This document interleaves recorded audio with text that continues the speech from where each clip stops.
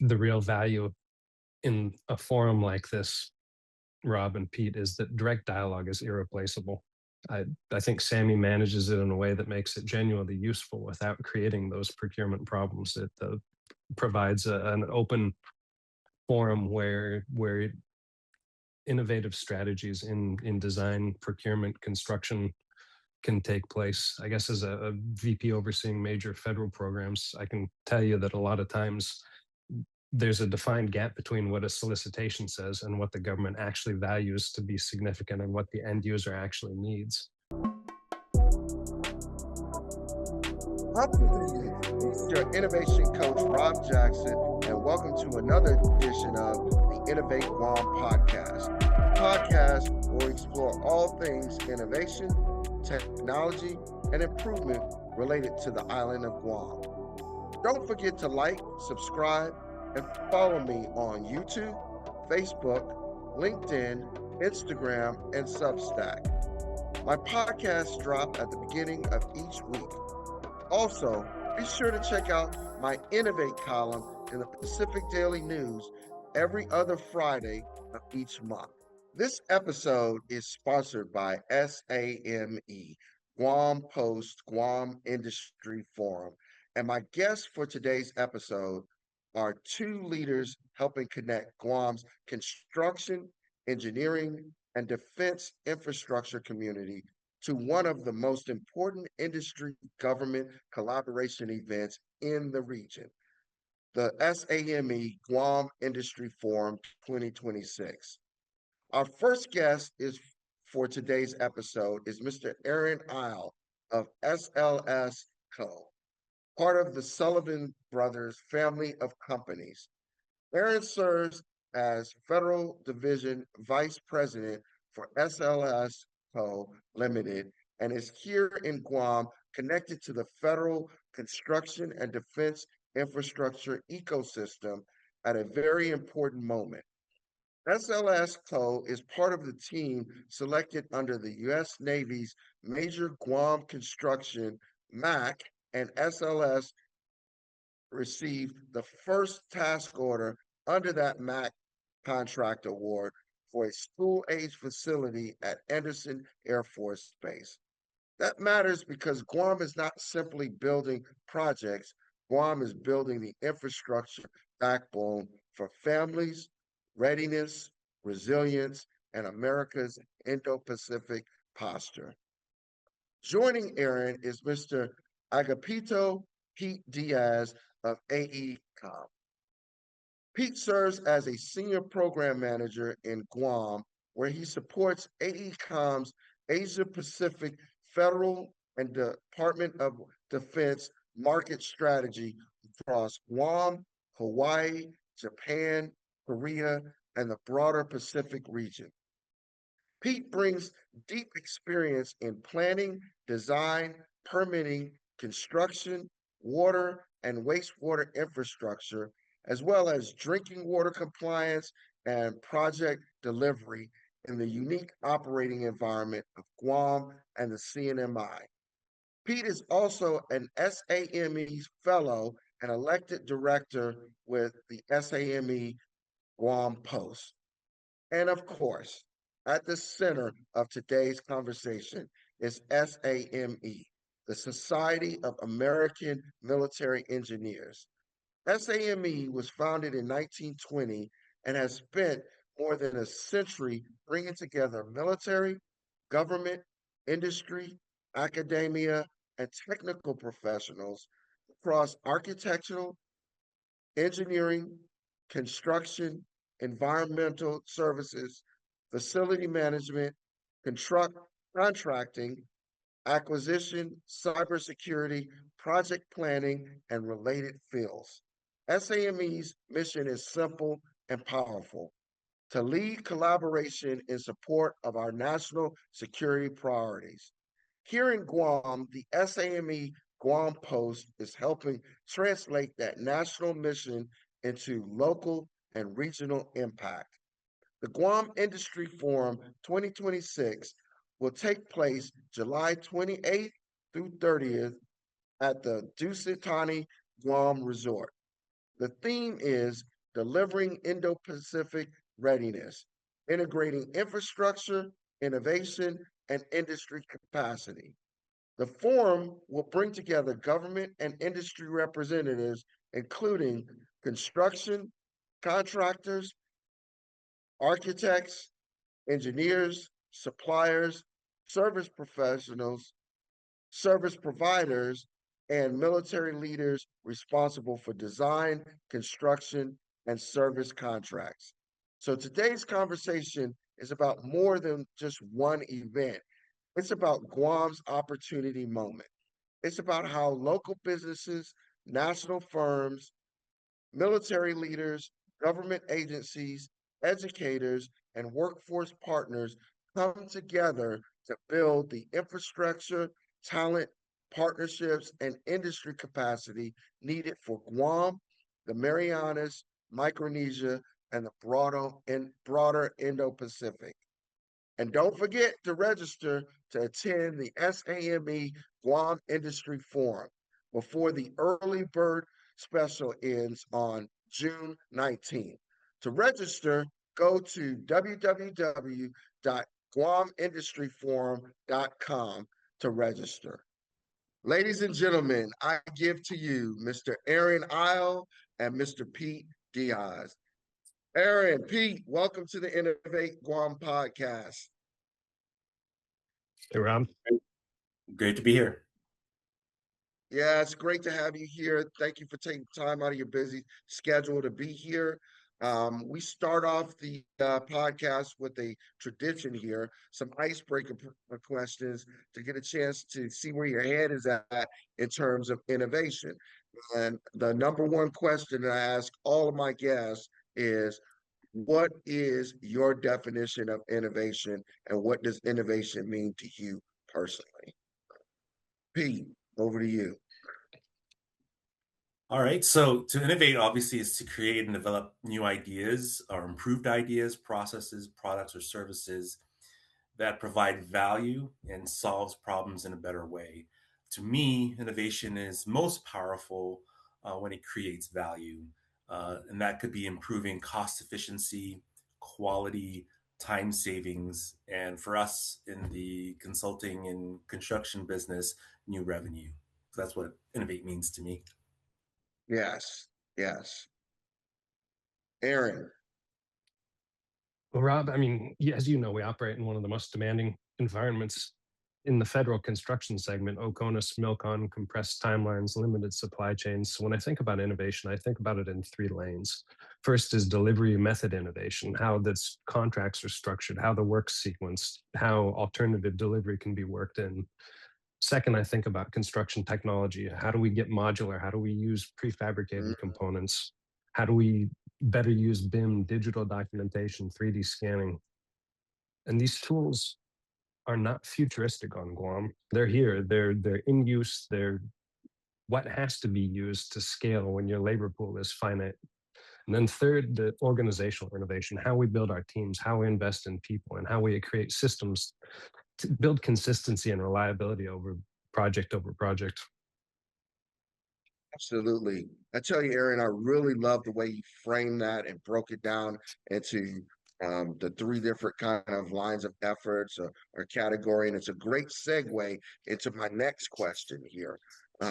Both you and Pete work in spaces where projects are complex, timelines are tight, and the mission really matters. What's the one lesson you've learned about getting people, organizations, and teams to work effectively together? Well, Rob, I'll start. The lesson I consistently come back to is this: is the shared understanding of the mission outcome is the foundation of a high-performing team. In federal construction, you can assemble a large, talented pool of people. You can get the most extraordinary team together, and you still lose months if everyone is operating from a different picture of what success looks like. At SLSCO, we invest significant energy in project kickoff and aligning the team, the government, the stakeholders, the partners on what the mission outcome is. And that, to me, is one of the foundational elements that oftentimes is missed when you're building a high-functioning, high-performing team. Absolutely, absolutely. Love that answer. How about you, Pete? Well, like Aaron said, a lot of it's about people, right? It's getting and connecting with people, making sure that they feel valued, that they have something to contribute. And it's a shared coming together with a shared focus and a shared purpose. So if you align all those things, that kind of helps to achieve the great big goal of what you're trying to accomplish. Outstanding, outstanding. So, last question. You guys are kind of at the tip of the spear driving um, Guam's military buildup. A lot of construction, you're building up facilities and infrastructure that's going to take Guam into the future. Um, when you think about Guam's future over the next 5 to 10 years, what is the one opportunity that excites you the most? I can go. So what excites me is that we're now taking a lot of strides and changing the way we're designing and building things. We're taking things more looking more into resiliency and how we can also do that sustainably. I'm excited about the progress that we're making with workforce development here in Guam.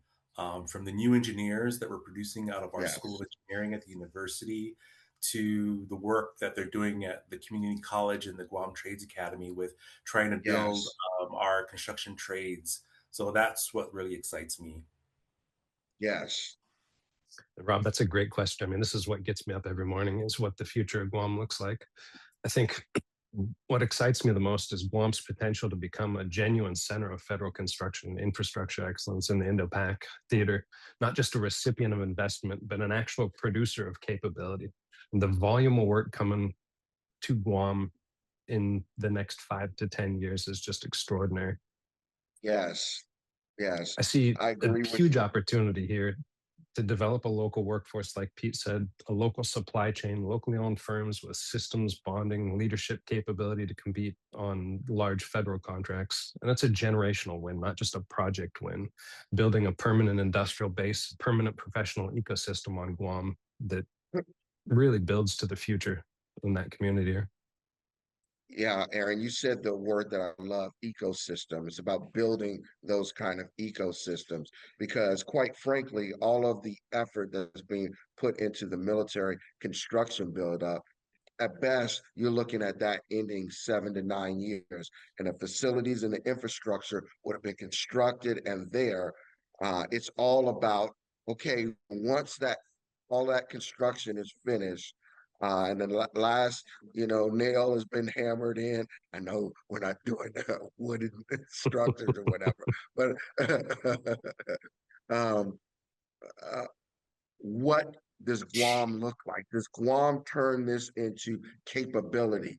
How does Guam take this opportunity and turn it into capability for the forces and the weapon systems and the equipment that's left here in Guam, that's positioned right here on the tip of the spear? How do the local people, the local firms, the local ecosystem, as you said, support and sustain what's left behind after the construction of facilities and infrastructure is done? That is the challenge in my mind.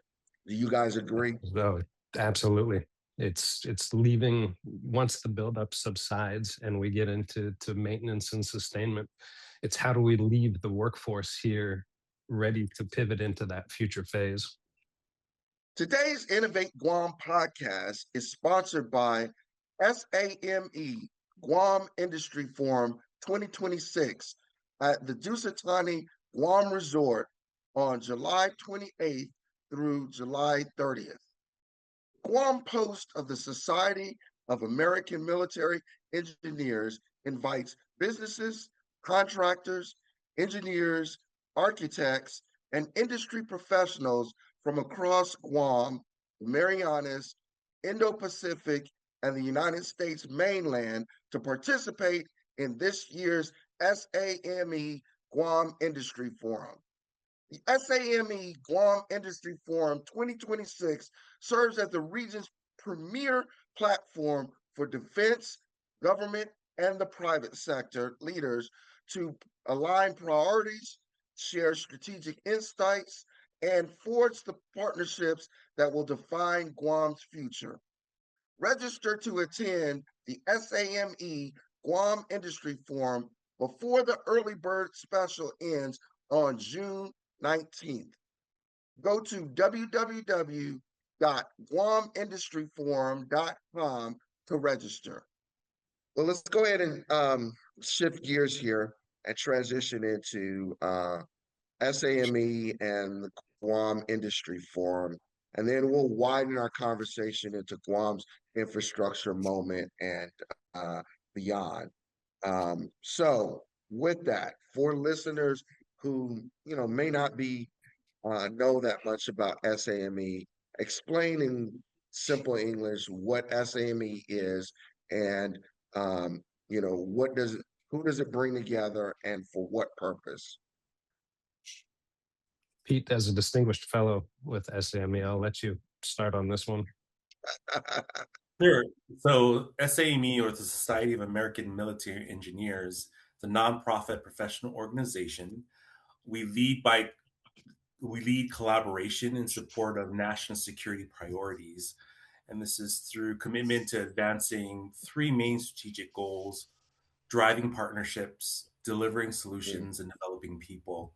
So our mission as SAME is to lead collaboration in support of national security priorities. So we're looking to bring people from the architecture, engineering, construction industries, both public, private, government, and also academia into the fold. SAME has about 100 posts and field chapters around the world. And what our post here in Guam is committed to doing is executing SAME's mission on really focusing on national security priorities that are relevant to Guam and within the Indo-Pacific region. Yeah, great answer. What I love about SAME that many have talked about, including Jenny Bowers when she was on here previously, is you break it down, Society of American Military Engineers. Well, it's not just limited to Americans. Yes. Right. It's not just limited to military, and it's not just limited to engineers. It's really anybody who touches from the mission of building up, supporting, and sustaining national security facilities and infrastructure. That touches many different people through different societies as well as different functional areas. So you have a role in SAME, even if you're not American in the military or an engineer. There's a place for you. Mm-hmm. And all right, SAME helps the industry understand not just what the government is buying per se in general terms, but the why of it also, by providing that access and that integration with military and the service industry to jointly describe and solve problems. I mean, that's one of the key tenets, is getting both facets together. Why is the Guam chapter so important? What role do you all play? Obviously, there's a big military buildup, but what is the power and the benefit of having a strong, active, and involved SAME chapter here in Guam in the midst of this buildup? Well, Guam, just like any other place, has very unique circumstances to it, right? We have our remoteness from U.S. mainland, but we also have our ocean environment. We have particular challenges with logistics and getting supplies here. And so, one of the things that SAME does is, create a platform through industry government engagement to really lay out what these challenges are and bring to the table all the stakeholders, from the military to the local government to our, architecture, engineering, construction partners, to really lay out what are all the challenges and really kind of dive into what are the potential solutions. So, just in doing that engagement is going to be a very important thing, because we don't often have platforms to do that. So that's one of the ways that our post here tries to do in support of all that. Yeah, that's great. Aaron, you have anything to add to that? Yeah, I mean, the other integral facet that SAME helps support here in Guam, especially, is just, Rob, like you said, Guam is the tip of the spear for the Indo-Pacific readiness and the mission. And it's almost a petri dish, per se, for innovation and the future of military construction, I think. Because of the things that Pete described, the workforce limitations, the logistical challenges, the remoteness disparate from the US mainland. There's finally a realization within DOW that innovation has to happen, and it has to happen now in the design and construction process. And so I think Guam is really going to be the military petri dish for innovation and construction and design here in the future. And Man, I love that. SAME is going to be the bridge that helps align the how and the why of the mission. I love that. I love that. That's exciting to know that um, we can be a petri dish for experimentation, innovation, and trying new things. And I think that's what Guam gives in many different sectors, not just defense, infrastructure, and construction, but also many different areas. Guam can be that petri dish to explore new technologies, whether you're talking about new energy technologies, solar, sea power, all that kind of stuff. Because we're an island nation, because we're at the tip of the spear, because it's so important to solve some of these issues here. So yeah, very very excited about that. Let's shift gears to the forum, because the industry forum is one of your major ways of engaging with the government and bringing all stakeholders to the table. You've got an industry forum coming up at the end of July. Can you talk a little bit more about what we should expect in terms of the specifics, the the who, where, when, what to expect, etc.? Sure, I could start. So right now, our theme for the co-conference is delivering Indo-Pacific readiness. So integrating infrastructure, innovation, and industry capacity. And basically, we came up with that theme because obviously Indo-PACOM, it's a huge strategic region spanning areas from the Indian Ocean all the way to the Pacific Ocean. And really, it's where the US military is operating to maintain security, deter conflict, and ensure stability. And so, what we chose that theme because obviously deterrence comes through capability and readiness. Capability and readiness means you're able to respond quickly to conflicts, natural disasters, as we see in our region, or humanitarian crisis. So another part of the strategy is to work with our allies in Japan, South Korea, Australia, and the Philippines. So Indo-Pacific is it's a critical region. It has major global sea lanes for trade, logistics. I mean, it's the location where we may have potential conflicts like South China Sea, Taiwan Strait, the Korean Peninsula. And it's a location where we have a lot of forward deployed forces and bases. So building and maintaining readiness is of great importance. We also have to acknowledge, obviously, delivery of readiness through again, we mentioned the sheer vastness of the region, dispersed operations do present unique challenges.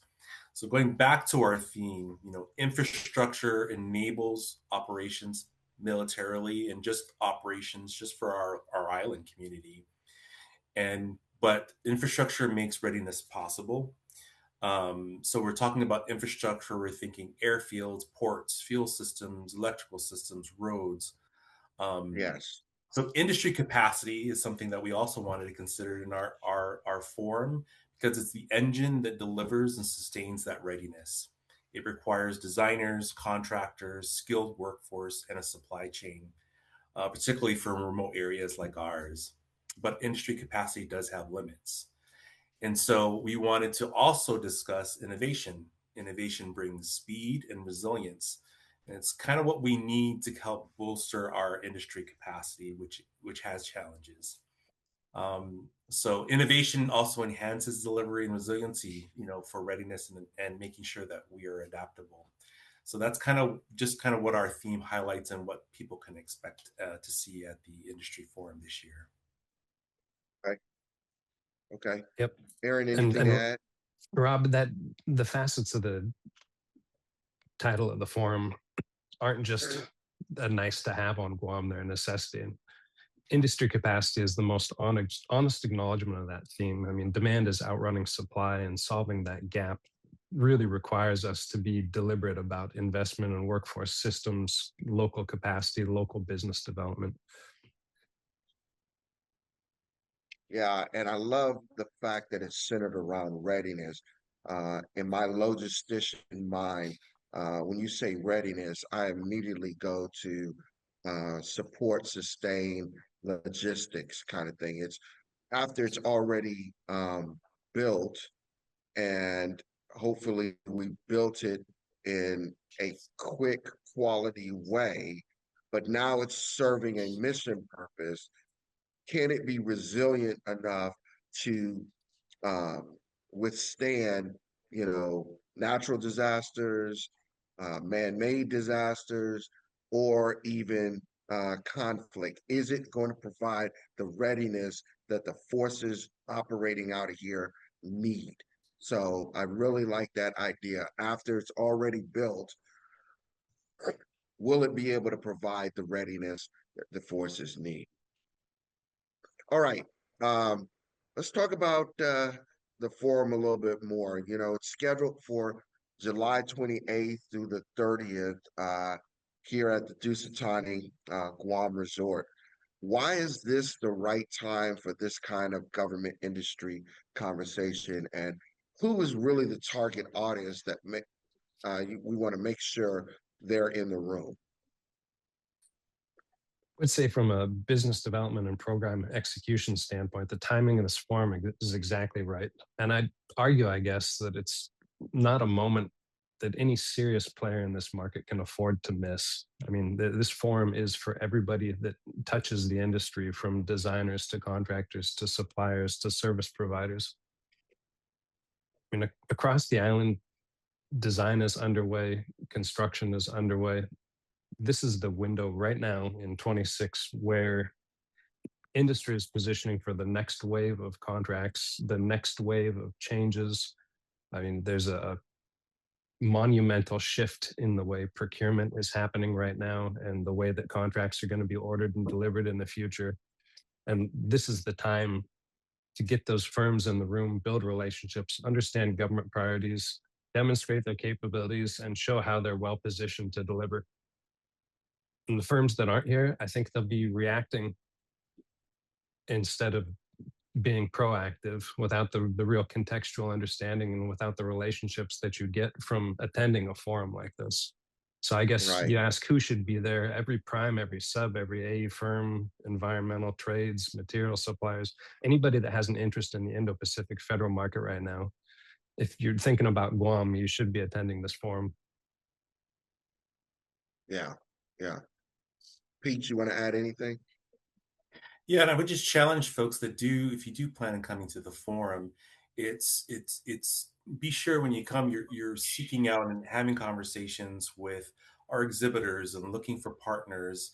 And be engaged enough to put questions into the chat and have that conversation, and not just sit in the audience and try and take things in. It's really the whole goal of this is to get engagement, to get partnerships going. And so ask your questions, seek partners.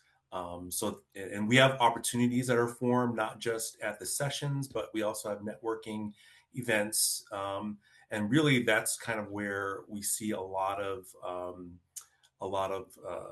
value for our attendees, is to engage with folks, to have conversations, to meet those teaming partners, and just be present to hear what are all the things that are coming down the pipeline, as Aaron mentioned, with procurement, but with projects that are coming up, and really how can they carve out a piece of the pie, right? Yes. Yes. So I love those kind of forums, and at those kind of forums, what I found is this, and tell me if you find this to be true as well. The military leaders are pretty frank, and they're talking from an operational perspective, what they need in order to be successful in executing their mission. So they're talking very directly about capabilities they need, what kind of support they need, what kind of sustainment they need in order to be mission effective, mission ready. But unfortunately, when it comes to kind of the government folks involved in the procurement process, it seems like there's a different kind of attitude. It's a let me kind of keep things close to the vest because I'm afraid of letting too much out. I'm afraid that I'm going to give vendors more insight than they should or give somebody an unfair advantage. So I'm going to be deliberately close to the vest when it comes to requirements and how we're writing the solicitation and what kind of timelines we're looking for, all of those kind of things about the procurement process end of it. Do you find that a lot of times at these kind of forums it ends up being like that? And what advice would you have for our government attendees about communication and sharing in these kind of environments? Pete, over to you. Yeah, I've found that there's been a change in the way that procurement has been communicated at these types of forums, and my experience has been is that they've been kind of forthcoming in trying to get more engagement going before things come out for awards. So they've different things as like pre-award market research. We see a lot more Yes. of that happening, which is positive, right? And so my recommendation is there will be procurement folks there, and obviously they've been trained on what kind of communication and what kind of limitations there are. So obviously anything that's currently in procurement, that's probably not what they're going to focus in on. But at these types of forums, they're kind of looking at the future on future opportunities that are coming out there. What are the challenges that they're currently facing, and maybe some opportunities for some alternate ways of doing procurement. So, Arian, what have you seen on your side? I think the real value in a forum like this, Rob and Pete, is that direct dialogue is irreplaceable. I think SAME manages it in a way that makes it genuinely useful without creating those procurement problems. It provides an open forum where innovative strategies in design, procurement, construction can take place. I guess as a VP overseeing major federal programs, I can tell you that a lot of times there's a defined gap between what a solicitation says and what the government actually values to be significant and what the end user actually needs. And so Yes. being Yes. in a room Yes. in a forum like this with the players often gives you the context. What keeps the installation commanders up at night? What delivery challenges the government has Yes. experienced in previous projects? And Say that again, Aaron. I thought that was so well spoke about where the gaps and seams lie. Say that again, because that was really well said. Sorry to the put gap you on the between spot. the gap between what a solicitation says and what the government actually values to be significant and what the end user actually needs. Yeah, Yes. that I mean, you Yes. read an RFP, it Powerful. gives you the technical requirements, but it doesn't give you what the installation commander wakes up at 2 a.m. and Right. says, what am I going to do? How am I going to keep the mission Right. going? And so these forums, the intent and what they should provide is a window into the why of the situation, the why of the mission, and the how of the mission. Yes. And then that gives the trade space for innovation. When you Yeah, understand quote unquote commander's intent, right? Then yeah, you can start innovating in that space. Okay, here's my left and right limits, but here's what's really important. Here's what's valued, and here's kind of like you said, what's keeping the commander up at night. Now, how do I put my brain to task about solving those problems and innovating solutions in that space? Really love the way that you phrased that. Oh, yeah. And SAME is exceptionally disciplined about maintaining the integrity of the procurement environment. And conversations that happen are more at the program and policy level, not at a bid level. So there's, I think, the right balance in a forum like this. And it's why military leaders trust SAME enough to show up and be candid at these forums. And for the industry, the value is you leave with better questions, better situational awareness. You leave with stronger relationships. And all of that translates into better execution, which is what we need for the mission to deliver it. Yes, yes. Okay, so let's talk a little bit more now about kind of Guam's infrastructure moment, right?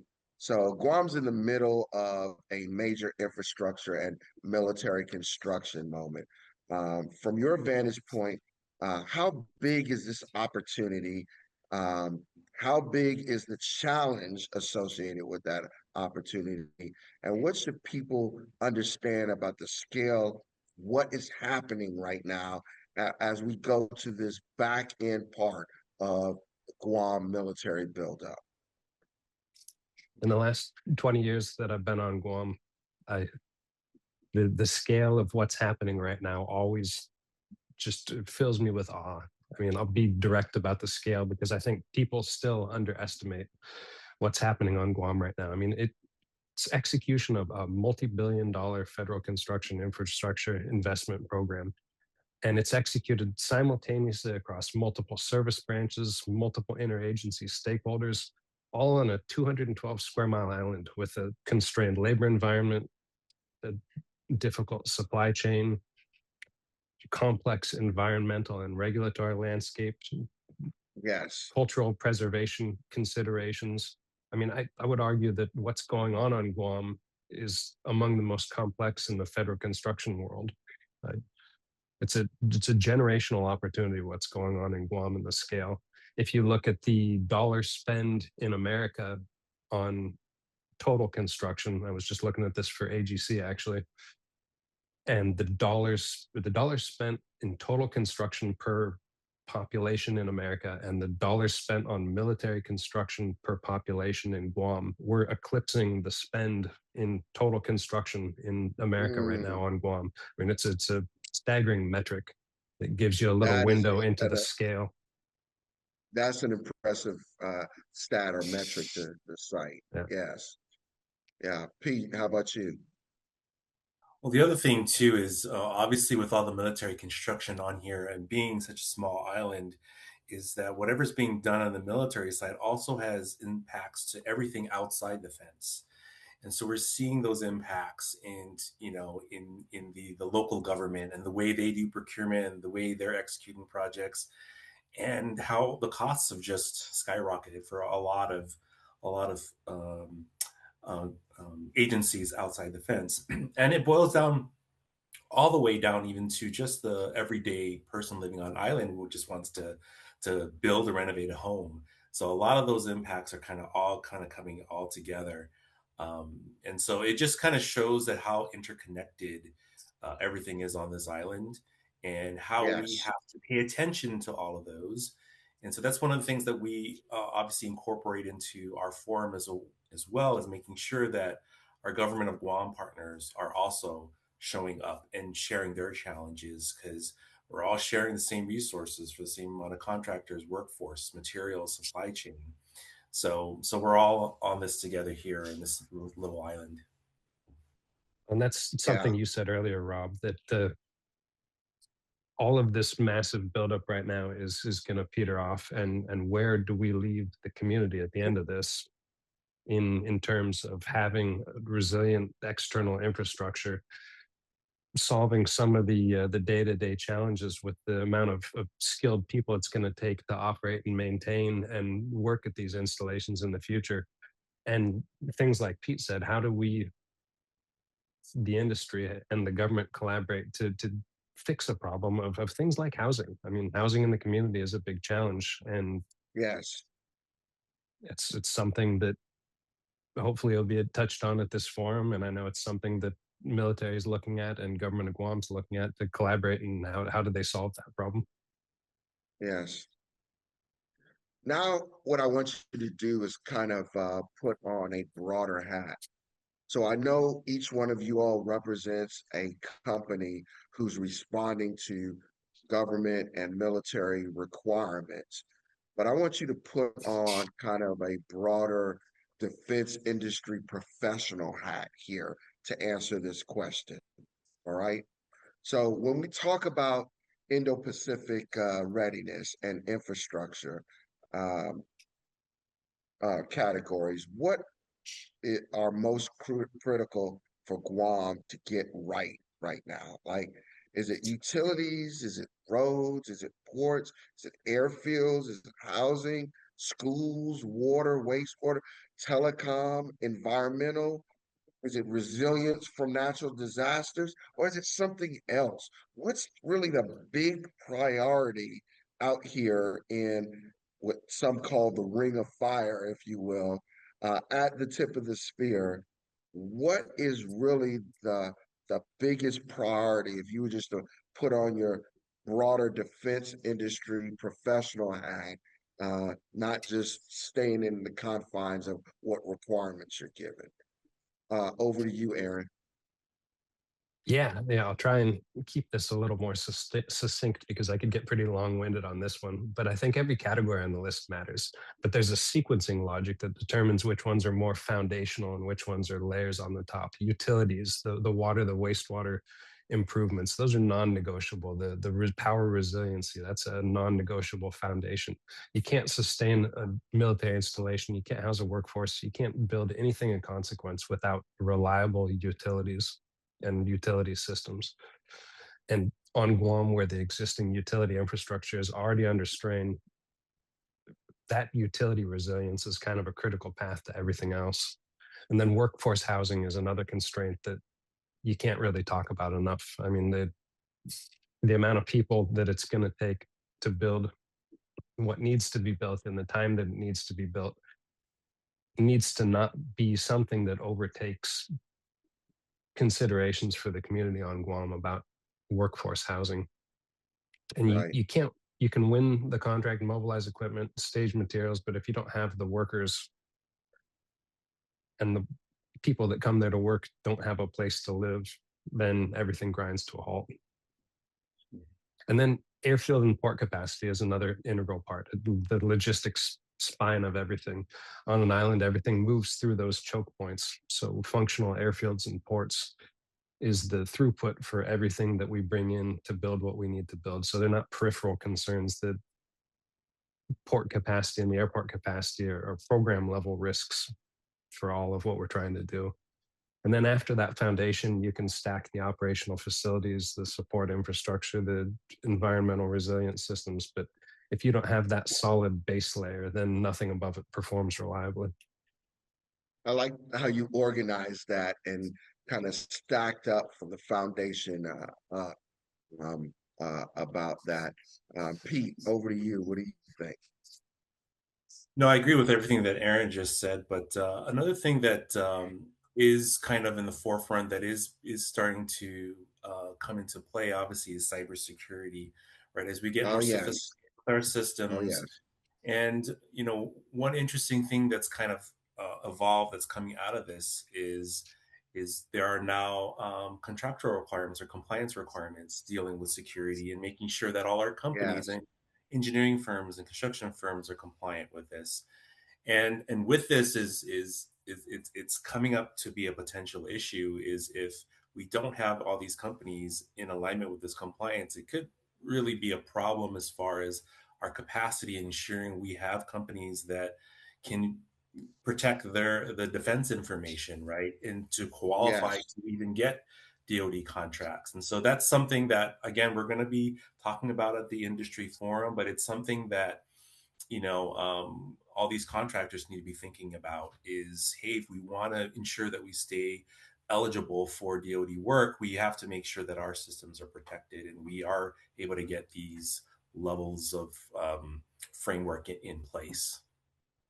Yeah, so I'm glad that you brought that up because I was going to put on my devil's advocate hat here and talk to you about the resiliency piece because that's something that's near and dear to my heart, whether it's resiliency from like man-made attacks, i.e. cyber uh, uh, stuff and whatnot, or natural disasters like Sinlaku or Mawar or whatever that we've seen recently.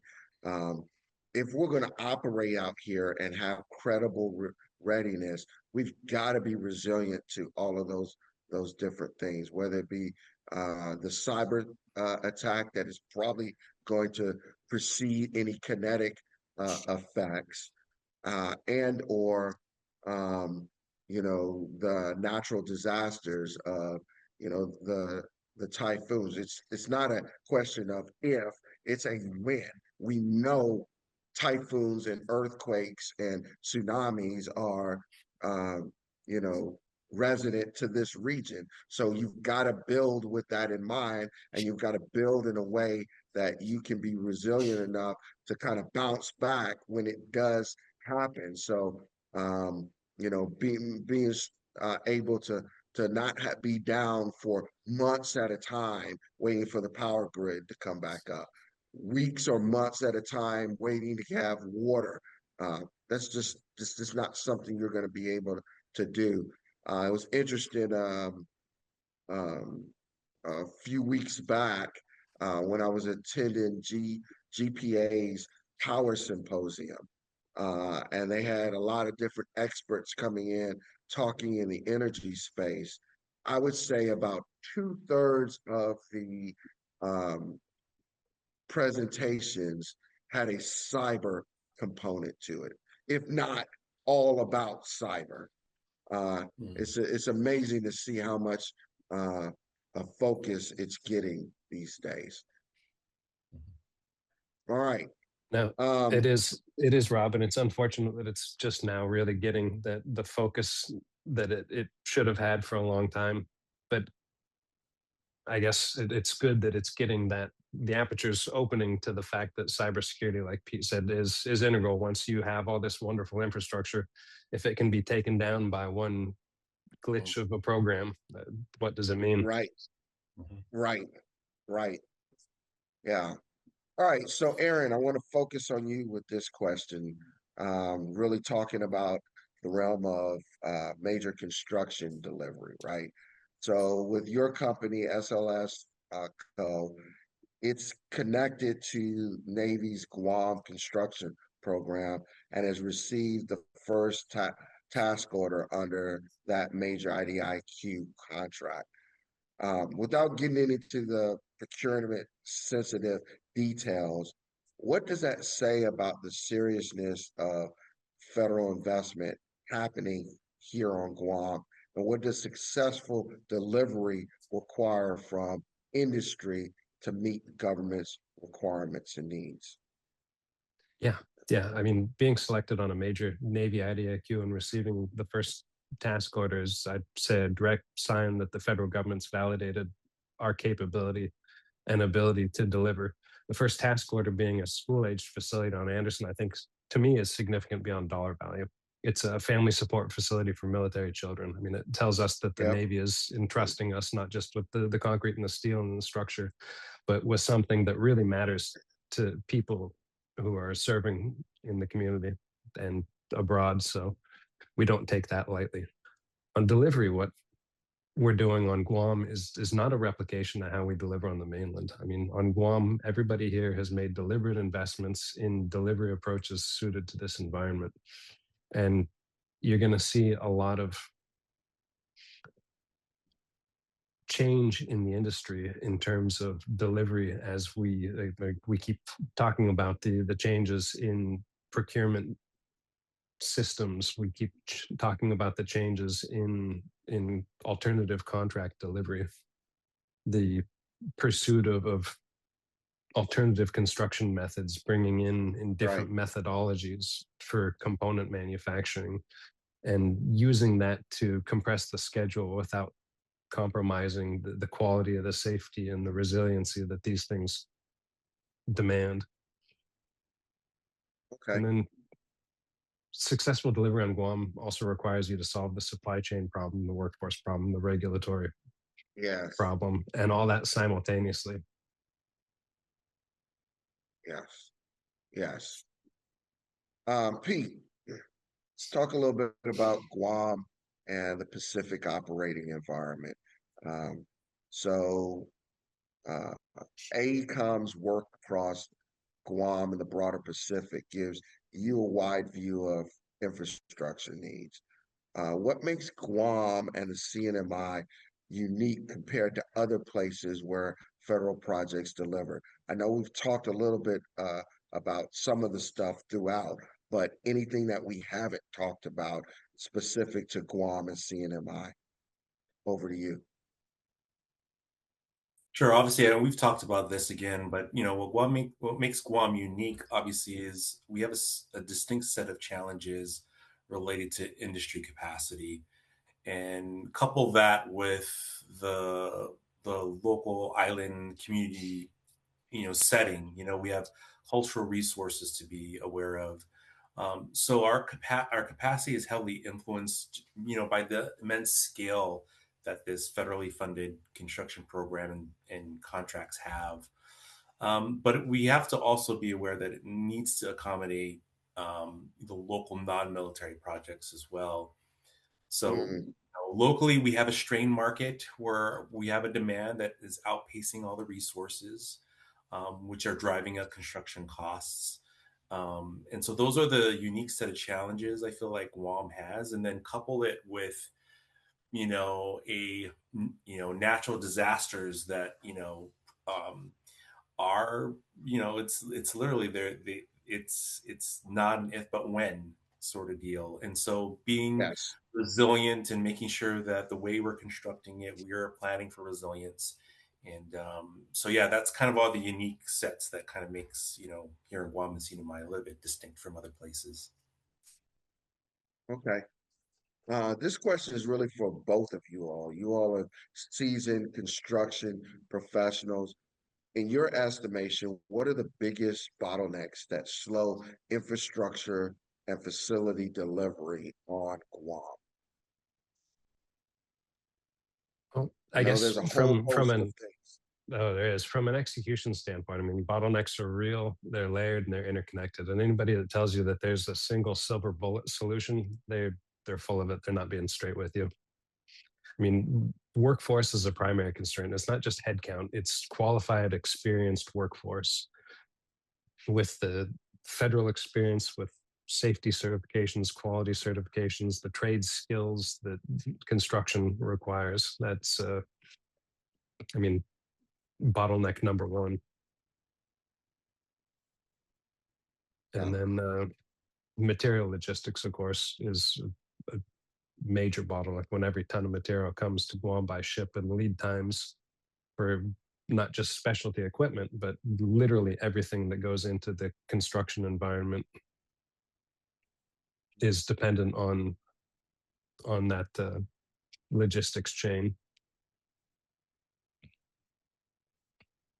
Yep, I was just having this conversation with some folks down at the port and some of the shippers, and so they do have their gantry trains down there at the port. And one of the conversations that we were having is that the existing gantry trains are not tall enough to allow the full capacity of what our shippers are able to bring in. And so by Can you leveraging explain newer that a little bit? trains. Sure, Can you yeah. So explain? the height, yeah. So I think right now, like the ships come in, they're only able to stack. I want to say it's 5 containers high of goods that are able to come into the port because it's limited on the height of the gantry trains, right? So if we were to increase the height of our gantry trains, that means our shippers are able to bring in another, layer or 2 layers of containers on their ships, effectively increasing the amount of goods and materials we're able to ship in. So Right. right now, the limitation at the port, for example, is the height limitations on the existing gantry trains, right? So innovation coming down the pipeline, if we're able to get cranes that not only are taller but also have higher, lifting capacities, we could increase the throughput through the port. So that's just one of the things that I just learned in one of the just recent meetings we had with S.A.M.E. that really kind of came through the forefront there. So Another issue that I'm seeing with if we take a look at the infrastructure, looking at, let's say, water. One of the main issues that we have with our water industry is that we need to make sure that we have a resilient power system. So if you have any glitches in the power system, that could potentially impact, the either the motors or the control panels that produce water, for example. So making sure that the infrastructure in the power system has a multiplying effect and other things. Those are just some of the things that, I was looking at for that. Okay. Okay. Got it. Let me move on and kind of drill down on one of the area that you were talking about before, because you said there was a litany of different areas that kind of contribute to bottlenecks and whatnot. And you started with workforce there. Let's dig deeper down that workforce piece. What are the biggest challenges when it comes to the workforce? Is it I've heard a lot of different things out there: safety culture, quality control. I'm told it's very, very hard to find qualified quality professionals, quality managers, project control, engineering capacity. You know, uh, what kind of things are really the the major constraints that are impacting workforce? Uh, Crane operators is another one. A lot of different ones I've heard out there, but in you two's estimation, what do you think are the main workforce constraints out there? You hit the nail on the head on a lot of the specific examples of industry capacity problems in terms of workforce. I mean, it's not just a head count, right? If we had all the people, but they didn't have the right skill set, then nothing that's going to be executed is going to be successful, regardless of how many people or bodies you throw at it. I mean, project management depth is a big constraint in execution. Can your PMT, your project management team, handle the scope, the government interface, the technical complexity without being overwhelmed? Like you said, quality control is a challenge, not just because of the training that's required to know and understand a government quality system, but it's also some of the requirements that our government teams are throwing on the front end procurement process for those roles that make these people almost impossible to find. And safety Yeah, the systems, procurement is rules. Yeah, yeah. Safety yeah, systems, right? Is a safety culture embedded in field operation, not just a document and a binder. I mean, right. financial systems, can the company handle and manage billing? I mean, for the local subcontractor and small business community on Guam, one of the most consistent things that I hear about in terms of problems in industry capacity and challenges is really managing the federal billing process and handling cash flow across a multi-year challenging construction contract where you have to Yes. know the FAR, you have to know the UFC, and compliance is key on a federal contract. So again, I mean, even controls, your project lives and dies by a schedule. So do you have the right skilled project controls people? I mean, there's so many facets of industry capacity challenges and it's not just Guam. I mean, we talk in the context of Guam, but it's the construction industry in general. I was presenting to AGC 2 years ago at Capital Week, or presenting via AGC at Capital Week, and we were talking about the deficiency in trade workers. And Rob, I mean, near and dear to my own Yes. heart, and probably Pete's as Yes. well, is trade worker training and trade skill development. I mean, Yes.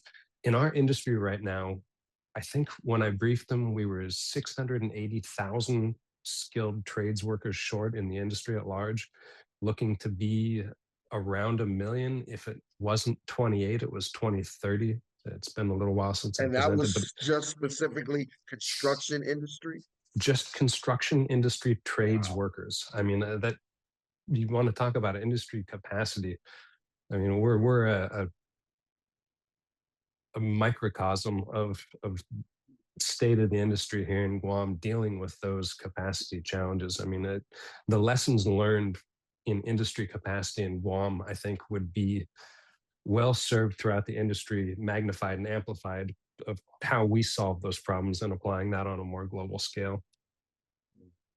And back to the forum, I mean, I think the forum is an opportunity to be honest about where our industry stands on all those different dimensions and facets, and really talk about how we start building on the facets of the problem that are underdeveloped right now.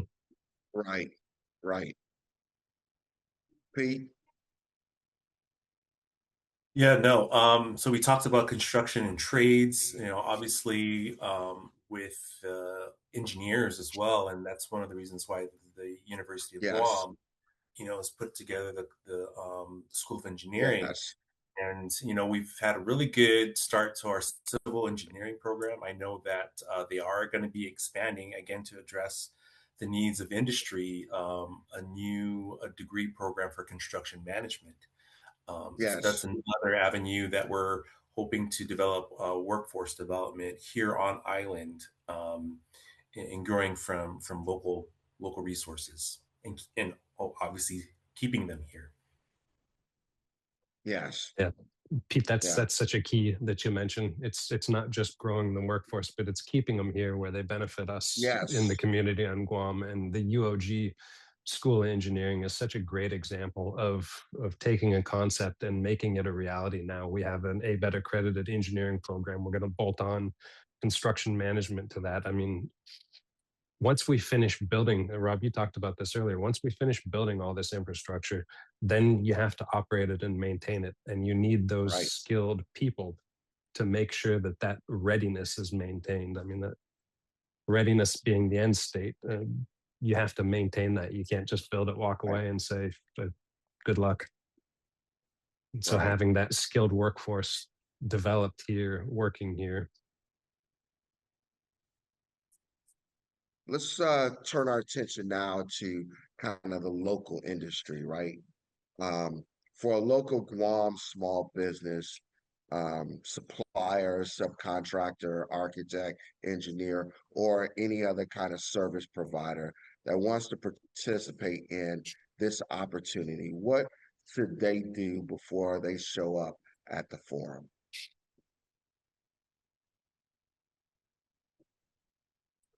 I can chime in to start. I mean, one of my strongest pieces of advice to any local firm preparing for this forum: arrive as a business, not as kind of a hope or a concept. It means get your SAM registration done, get your NIAS codes done, get your socioeconomic certs done, because those things have real value still in the federal market that has small business goals attached to every major contract. It means having a capability statement that's honest, specific, backed by past performance, not just a marketing brochure. Talk about what you can self-perform, what your past project experience, the scale that you can successfully execute. Be able to talk about your safety systems, your financial systems, your FAR compliance, CMMC compliance. Rob, we could spend a whole day talking about Yes, CMMC compliance and how important that's going to start to be for the federal design and construction industry come the end of this year. So those would be some of the key things that I hope that the local businesses, local small businesses will focus on. And then I think come in with a teaming strategy, not just a vendor list. I mean, we've got prime yes, contractors, prime designers yes, from across the spectrum at this forum that are looking for reliable local partners, subcontractors, trade partners, suppliers, IT systems. If you can demonstrate that you're reliable, safety conscious, financially stable, and capable to perform in this market, I think the opportunity is sky's the limit in this market. And the forum is the chance that you have to make the case to the people that are going to be writing those contracts. So I yeah, challenge small businesses across the spectrum on Guam to show up and be prepared to get as much as they can out of this forum. yeah. Pete, Yep, and for small businesses, obviously, it's get involved with SAME. There's get involved with the Guam Chamber of Commerce, the Guam Yes, Contractors Association, all great organizations to get plugged in. I'd also recommend small businesses to do the research. There are the small business programs that NAVFAC has. So we have Norma Borja with she's a small business advisor with NAVFAC Marianas. right. There's also Apex Accelerators. That's located at the University of Guam. He provides local Yes. businesses with completely free one-on-one counseling, free webinars and guidance, and how to get federal registration assistance, for example. So that's located at the University of Guam. And also 36 Cons, you have a local a small business advisor there as well. So reach out to those resources and get engaged. Yeah, that's great advice from both of you. And Aaron, thank you so much for really harping on the teaming aspect of it, because that's really a great opportunity from a forum like this. You have an opportunity to come and partner with and team with larger firms to be able to get in on a lot of these contracts and a lot of the work that's going on around you. So that's just really, really important. I'm going to jump back to education again and workforce development. Um, so, in your estimation, how can the Guam Department of Education, Guam Community College, and University of Guam apprenticeship programs, employers, and organizations like SAME better connect the classroom to the real world project opportunities through mentoring, internships, scholarships, site visits, professional development, direct work exposures, or other kind of programs that you see of value that would help build this workforce to address that deficiency that Aaron was talking about earlier. Aaron, I'll start with you. Yeah, and I'll harp on the same point that I always do. I mean, trade work development is so integral. I mean, nothing gets built without the actual trades workers, and it's a cause that I've championed my entire career. So the apprenticeship program in Guam is great. The Trades Academy that Bert leads is such a fantastic opportunity. Guam Community College, I think, has partnered in some way with Bert, and I'd have to get him to explain a little better on how the apprenticeship program is getting worked in. Organizations like SAME are so critical to getting engaged with UOG and mentoring and helping in the workforce development and the motivation and getting into the high schools and university programs, toward graduation and talking to people, Yeah. giving people a real perspective of what the industry outlook is for not only college graduates but high school graduates, and kind of helping Yes. direct them and helping them navigate to where they're going to be most effective. Yes. Pete? So yeah, for any businesses out there that really the power of engaging with interns and apprentices, if you have that interest, I recommend you to connect with the university and the community college and the trades academy and put together some memorandums of understanding and create that one-on-one link. There are obviously a lot of examples of firms that have done that. And really you're engaging with them. And for example, for us, we really would like to, we engage with interns, and our goal is to take that intern to become a full-time employee. That's kind of our goal, is to kind of have that feeder into our company. So I recommend other firms that are interested in doing that to not only bolster your business, but also to help these students, like you said, get that real world experience and ultimately potentially have a single length track to getting employment. Awesome. All right. So as we get to the closing portion here, we're going to do a little bit of a lightning round, if you will. So I'm going to hit both of you all. I'm going to start with Aaron first, and then Pete, you can answer. I got a couple questions that I want to ask you. The first one is, if each of you could give Guam's business community one message before the industry forum, what would it be? I'll start, I guess, show up, be prepared, not just present, and then follow through. I mean, the forum's not just a trade show. It's kind of a high stakes, high opportunity alignment event about where real decisions about teaming, subcontracting, partnerships are going to be made with the people in the room. Know your numbers, your bonding capacity, your EMR, your three strongest past performance examples, the specific scope that you self-perform, and know what value you bring and be able to articulate that clearly to somebody who's going to be simultaneously evaluating dozens of other firms. And after the forum, the key aspect that gets missed a lot, follow-up. And the relationship begins with that handshake, but it only has value if you pursue it. You continue to demonstrate your capabilities and you continue to earn trust through consistent performance. I mean, that's the window to position in this market right now. Yeah. Pete? Yep. So I mean, the opportunity in front of Guam is historic, right? But it's also highly competitive and it is time bound. And so the message is to, like Aaron said, prepare now, partner strategically, invest in capabilities and invest in workforce development, invest in your people. Okay. If you all could give Guam students and young professionals one message about the future of this industry, what would it be? Pete. Sure, I could start. So, if you're interested in engineering or construction management, the University of Guam is prime for that if that's where your interests lie. If your interest lies more in the trade skill, obviously we have resources like GCC and the Trades Academy for that. If you're interested in just having a business, look for businesses where you're providing a service. So long after this buildup is done, we have to maintain and ensure that these facilities are operated, and so there's going to be follow-on support for that. So kind of look to your businesses and see business ideas and how can you innovate to provide those services. So that's what I would say to them. Yeah. And the careers being built on Guam right now will define the generation. I mean, the most important thing that a student or young professional can do is see themselves in those opportunities.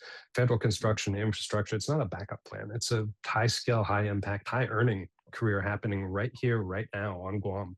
And it's happening at a scale that's not going to come back around in your lifetime. So get into the industry, earn your certs, pursue your degree, pursue your credentials, pursue your trade, apprenticeship studying, find a mentor who's doing the work that you want to do and connect with them. And then stay on island and help build the permanent professional infrastructure that Guam needs. I mean, we're looking industry-wide for the next generation of project managers, project engineers, superintendents, quality control managers, engineers, architects, and we'd rather develop them here than import it. So I guess what I'd say to students and young professionals is the opportunity is here right now, so take it. Right. All right. Kind of a broad question, right?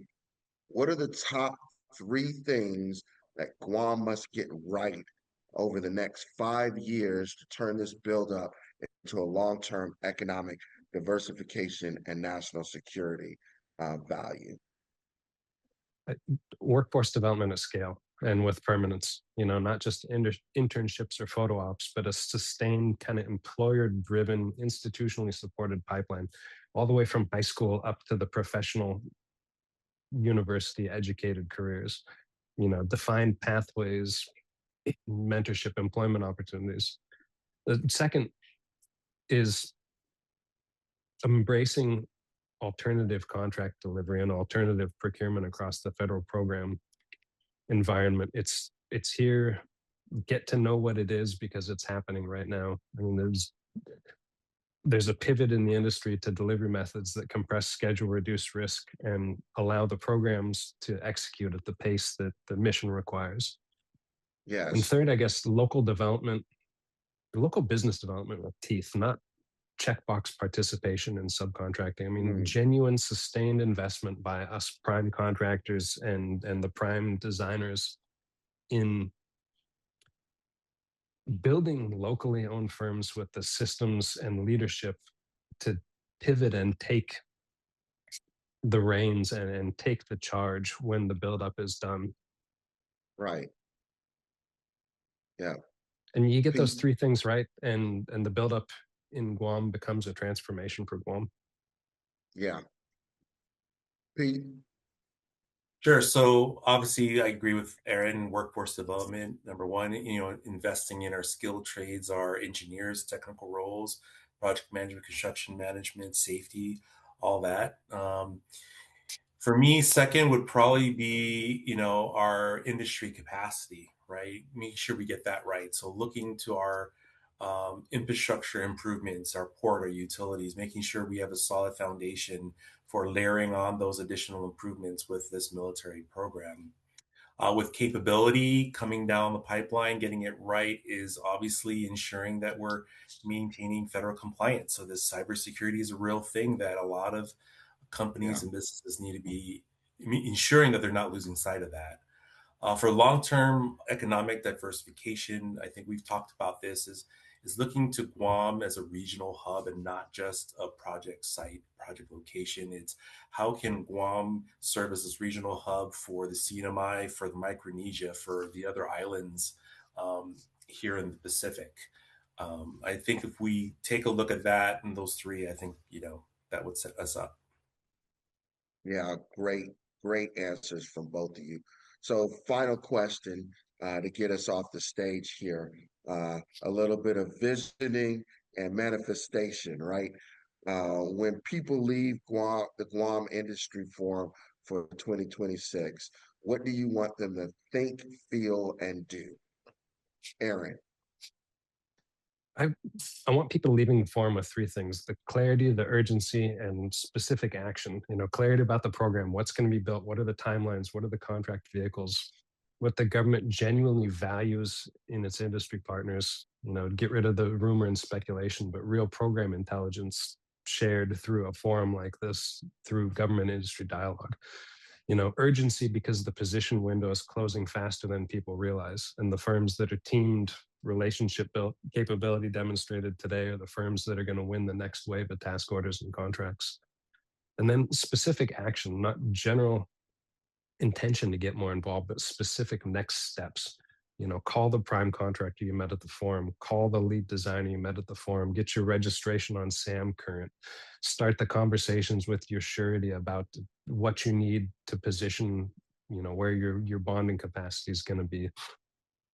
Enroll your team in training, reach out to GCC about apprenticeship programs, the Trades Academy about apprenticeship programs.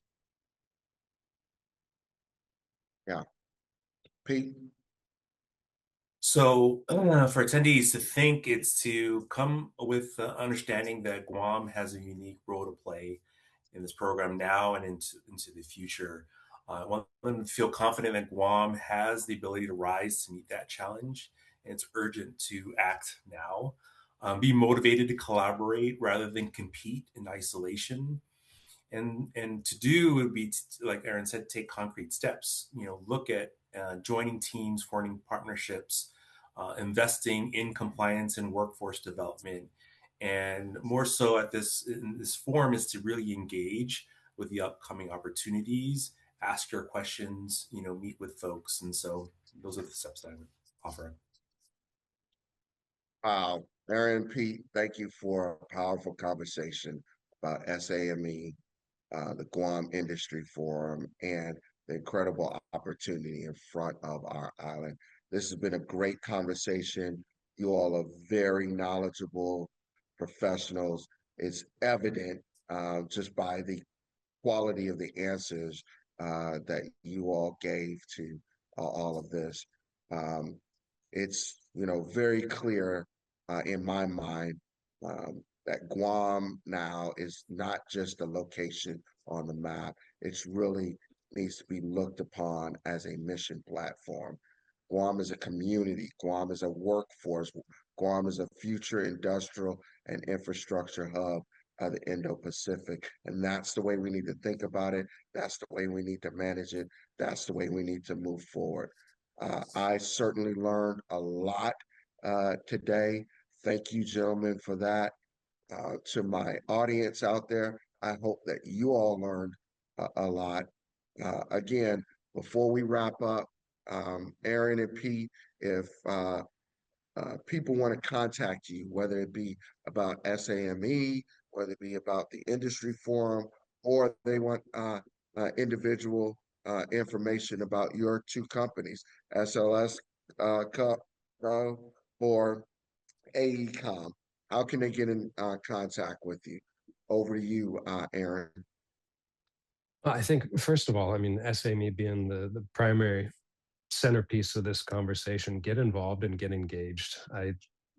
There's websites, emails, myself, Pete, all of our board members are more than happy to field calls and emails. So get engaged with SAME and the industry.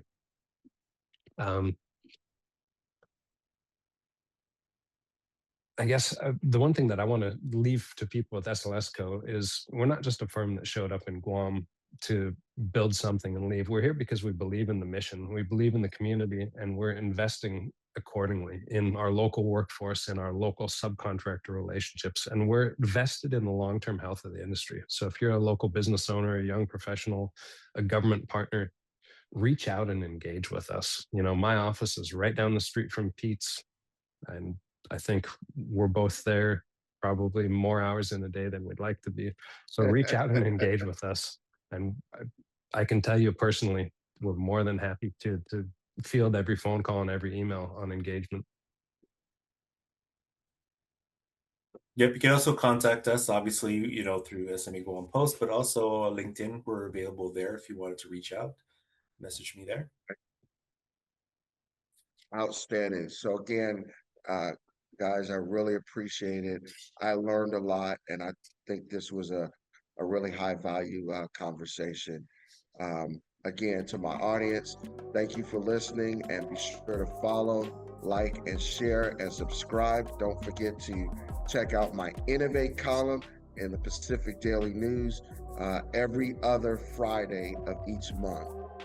Until then, see you next time. And remember, whether you're at work, at home, or at play, always innovate. Thank you.